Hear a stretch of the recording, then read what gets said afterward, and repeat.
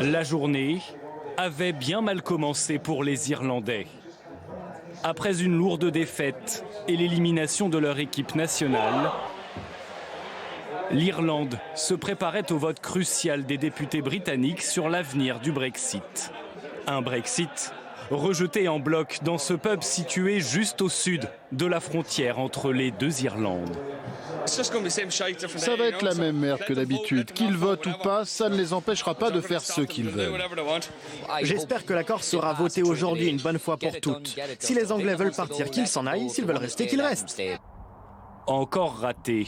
Le Parlement britannique a une énième fois demandé le report du Brexit. Ici à Dundalk, la frontière coupe à travers champs, villages et villes.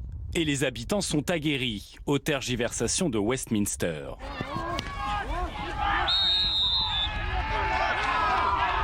Le samedi, c'est aussi le jour d'une autre curiosité britannique. Le match de football gaélique, mélange surprenant de foot et rugby, qui est l'un des sports les plus suivis du pays.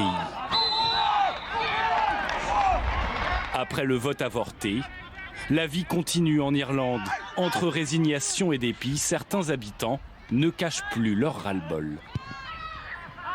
Le Brexit, c'est aussi un sport spectaculaire, n'est-ce pas?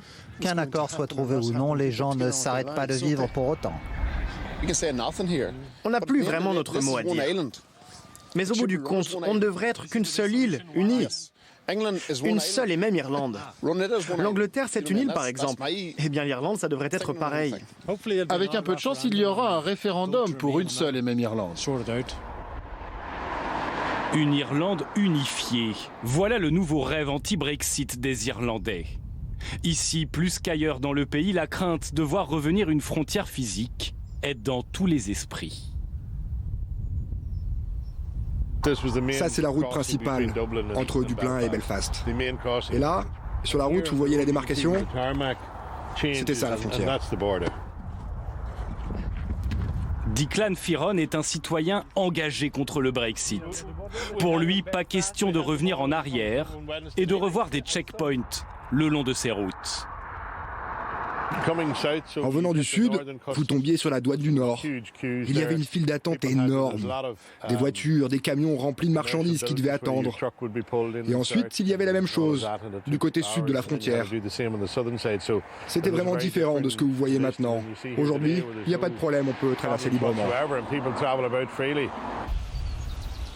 Mais plus que des embouteillages monstres, la crainte majeure, c'est le retour de la violence.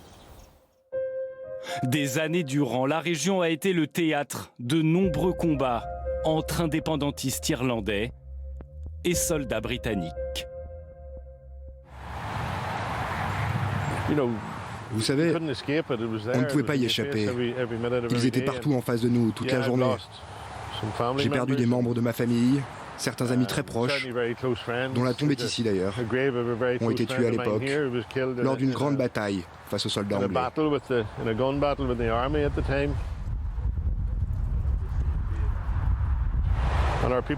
Les gens sont inquiets à l'idée que de nouvelles frontières viennent raviver ces tensions. Petit à petit, étape par étape, vous verrez, ça pourrait revenir. Et c'est vraiment quelque chose que nous ne voulons pas pour nos petits-enfants. Il ne faudrait pas que ça arrive. Des Irlandais démunis et impuissants qui n'attendent désormais qu'une seule chose, tourner la page de cet interminable Brexit.